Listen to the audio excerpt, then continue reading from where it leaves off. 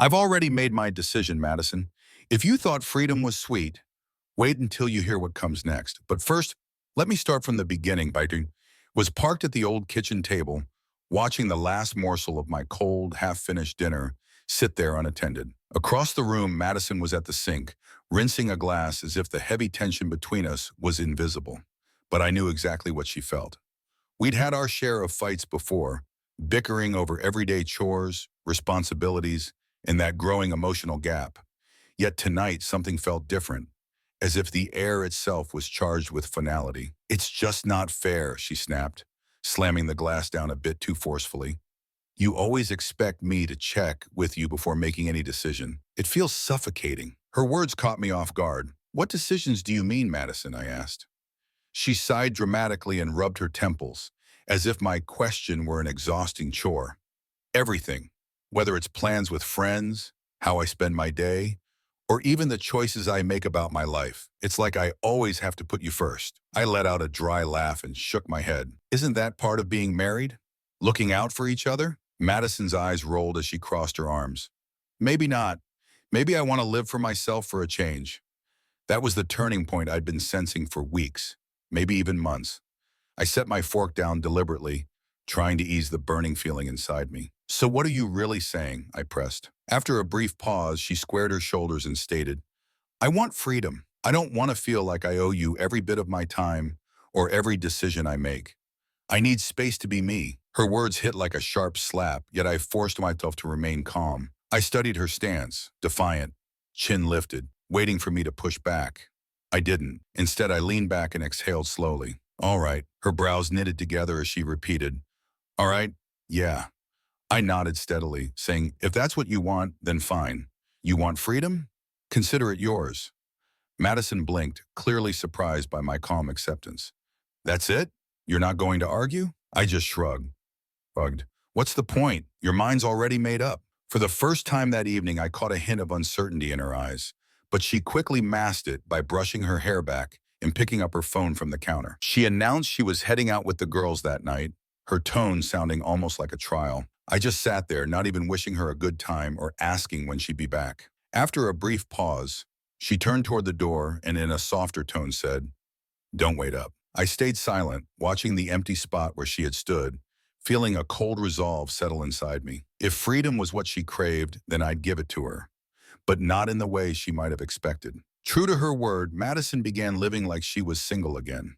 She started spending nights out with her friends, embarking on spontaneous weekend trips, and coming home at all sorts of odd hours with no explanation. And I didn't interfere. I stopped asking where she was going, when she'd return, or checking in with her throughout the day. I even let go of the little reminders about bills, errands, and all those minor tasks I used to handle without her even noticing. At first, she seemed to bask in that freedom. She'd dress up for her nights out, laugh on the phone with her friends while getting ready, and barely give me a glance as she passed by. I'd listen to the click of her heels on the hardwood floor and catch a lingering scent of her perfume long after she'd left.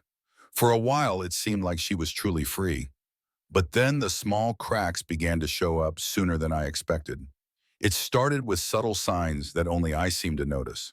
One evening, she returned looking utterly drained, dropping her purse on the kitchen counter with a heavy sigh and remarking, "I'm starving." I was sprawled on the couch, flipping through channels with a half-eaten takeout plate beside me. When she looked toward the table, expecting dinner to be waiting like it always had been, nothing was there. After a moment of hesitation, she opened the fridge to find it empty. "Didn't you pick up groceries?" she asked, avoiding eye contact. I kept my gaze fixed on the TV and replied, "Nope, I figured you'd take care of it." The silence that followed was thick. I could sense her staring at me, waiting for me to back down or apologize for not thinking ahead, but I didn't. Eventually, she grabbed her phone and ordered delivery, a small hassle that soon gave way to bigger issues with the bills. A week later, I heard her cursing quietly from the kitchen. When I went in, I found her absorbed in an overdue notice on her laptop. Looking up, she asked, "Why didn't you pay the internet bill?" I just shrugged and said, "It's in your name. I assumed you'd handle it." After another pause and a hesitant glance, she murmured, "You always take care of that stuff," as I leaned against the counter with my arms folded. It wasn't like before. For a brief moment, her lips parted as if she were about to speak, maybe to argue or demand an explanation. But then she fell silent and turned back to her screen. Just another small inconvenience. Over the next few weeks, I noticed a change. Madison's wild streak began to fade. She started coming home earlier, and her late-night outings with friends became few and far between. Even the sparkle in her eyes when she talked about her plans had dimmed. One Sunday, while I was idly scrolling through my phone, she appeared in the living room doorway and suddenly said, "You never ask where I've been anymore." I looked up and replied coolly, "No, you never really cared." I met her gaze and added, "I care about plenty of things, but I'm done fighting for someone who doesn't want to be cared for." Her face faltered, an expression I hadn't seen before, leaving her momentarily speechless. Then one night, around 1 a.m., I was awakened by the sound of her moving in the dark.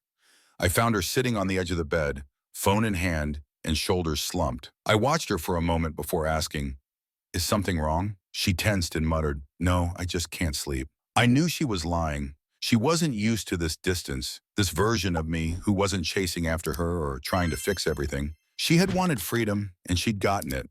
But now that freedom left her completely alone, and I sensed for the first time a touch of regret. Something inside me had shifted. I no longer saw our marriage as something worth saving. I wasn't angry, nor was I bitter. I was simply detached, and that distance seemed to frighten her more than anything. I began rediscovering parts of myself I'd neglected for years. I reconnected with old friends, college buddies, former coworkers, the people I'd lost touch with while I was too busy prioritizing our marriage. I even started hitting the gym, got back into shape, and found clothes that actually fit me. One evening, I cooked dinner for myself. Steak, mashed potatoes, and roasted vegetables. A meal I once made for both of us. As I was finishing up, Madison walked into the kitchen. She paused, breathing in the aroma while I reached for my plate. "You didn't cook anything for me?" she asked half-jokingly. I took a bite and replied slowly, "I wasn't sure you'd be home tonight." Her smile wavered as she sat down across from me, watching me eat. For the first time in weeks, she didn't reach for her phone. After a long stretch of silence, she finally broke it, asking, "Have you been busy lately?" I just shrugged and replied, "Yeah, I've been catching up with old friends and focusing on myself." Her fingers fiddled with the napkin as she added, "That's good. You seem different." I said nothing more, simply continuing my meal and letting the awkward quiet linger. It all began so innocently. I ran into Vanessa at a coffee shop, an old friend I hadn't seen in years. She looked unchanged, with the same bright eyes, warm smile, and infectious laugh. We spent some time chatting and catching up. When she asked about Madison, I kept my answer vague, not wanting to delve into too many details. In the weeks that followed, Vanessa and I exchanged a few texts. Nothing ever went too far or crossed any lines, yet I found myself eagerly awaiting each message. Her words made me feel noticed, respected, and desired. Feelings I hadn't experienced in a long time. One evening, Madison caught sight of my phone lighting up with a message from Vanessa. I saw her jaw tighten and how she lingered in the room as I picked it up. "Have you been talking to someone?" she asked in a tone that was surprisingly casual. I admitted, "Yeah, just an old friend." She paused, then forced a laugh and said, "Oh, that's nice." I could tell that laugh was hiding a hint of panic. From then on, Madison started paying attention in ways she never had before. She'd sit close on the couch, occasionally brushing her hand against mine, as if by accident, and soon began asking more direct questions. "Who have you been hanging out with? What have you been doing?" It was as if she had suddenly taken an interest in my world again. One night, as I was getting ready to meet some friends, dressed in a dark button-down and fitted jeans, a style I rarely adopted at home, she appeared in the doorway, arms folded. "You look nice," she remarked. I responded, "Thanks. Where are you headed?" "Out," she replied with a slight frown. I pressed on, "With who?" And she answered, "Friends." There was a moment of uncertainty as she shifted her weight. "You never used to go out this much," I observed, meeting her eyes. "I never had a reason to." With that, I grabbed my keys and left, stepping out and leaving her alone in the doorway. The next morning, I woke up to find Madison already up, sitting at the kitchen table with a cup of coffee. There was something different about her, like a realization had finally struck. "Hey," she said softly as I walked in. She looked terrified, and suddenly I sensed a complete role reversal. For years, I was the one chasing after her, always seeking her attention and yearning for her love. Now she was the one scrambling for answers. I let a heavy silence settle between us so she could feel the full weight of uncertainty, And then I spoke the words that made fear flash across her face. Does it even matter? I asked. Her breath caught for a moment, and I added, of course it matters. I tilted my head, pressing on. Are you sure about this? You said you wanted freedom, Madison. You didn't want to feel tied down. You made that pretty clear. She flinched, forced to confront the truth of her actions. She had pushed me away, and now she wasn't certain she could ever pull me back. A week passed, and slowly Madison began to reach out again. She'd let her hand brush against mine, sit closer than usual, or start a quiet conversation. But I didn't react in the way she hoped. I let her try, forcing her to experience the absence of what she'd taken for granted. Then one evening while I was reading in bed, she climbed in beside me, sitting cross-legged and watching me. I pretended not to notice her. After a long pause, she finally whispered, I messed up. I kept my eyes on my book as she swallowed hard and continued. I thought I wanted space. I thought I craved freedom. But I don't like this. I don't like feeling as if I've lost you. I slowly closed my book and met her eyes. You didn't lose me, I said quietly. You let me go. She drew a shaky breath and I saw genuine emotion glisten in her eyes. The first in months. In a broken whisper, she said, I don't want to lose you. I want us back. I want you back. I studied her carefully, choosing my next words with care. She had finally recognized what she had done. But then the real question emerged. Did I still want her? Madison sat there, eyes wide and lips slightly parted, waiting and hoping for an answer. I offered none, not yet, because for the first time in years I was the one in control. Tentatively, she reached for my hand, a gesture she hadn't made in what felt like years, with genuine longing. I miss us, she whispered, her voice fragile as her fingers hovered over mine, trembling with the fear that I might pull away. She repeated softly, I don't want to lose you. I exhaled slowly and evenly. Lose me? Madison, you let me go a long time ago. She winced as if my words had physically hurt her. I know, she admitted. I was selfish. I used to think I needed freedom, but it turns out what I really wanted was to value what I already had. Now she finally sees it, realizing I was never someone she could control, ignore, or take for granted, always there in the background. But now I wonder, is it already too late? I leaned back against the headboard, studying her carefully, and asked, So what do you want now? She swallowed hard before replying, I want to fix this. I want us to go back to how things used to be. I let out a bitter laugh. Do you really think we can just erase everything? That I can simply forget the months I spent feeling like I was begging for your attention? Her face crumpled at my words. No, I don't expect a miracle, I continued. I just want a chance to make things right. For the first time, I saw genuine fear in her eyes. Not just the fear of losing our marriage, but the fear of losing me. I won't lie, a part of me wanted to give in, to believe her, to pull her back into my arms and pretend we were only going through a rough patch.